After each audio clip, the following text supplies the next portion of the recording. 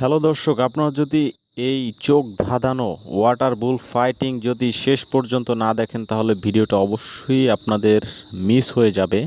এই চোখ ধাঁধানো বৃষ্টির ভিতরে কাদার ভিতরে যে একটি তুমুল জনপ্রিয় প্রতিযোগিতা আপনারা দেখতে পাচ্ছেন, এটি মূলত থাইল্যান্ডের একটি মহাদেশীয় বা সাম্রাজ্যবাদী ফাইট।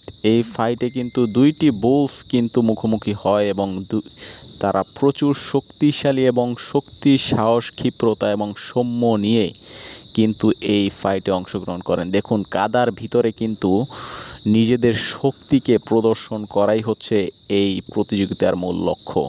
এখানে একটি কালো এবং লাল দুইটি গরু দেখতে পাচ্ছেন। এই গরুর যে পরিমাণ শক্তি, ভাই রে ভাই, এটা কিন্তু লাস্ট পর্যন্ত আমরা দেখলে হয়তো বা বুঝতে পারবো যে এখানে কে হয় আসল বিজয়ী।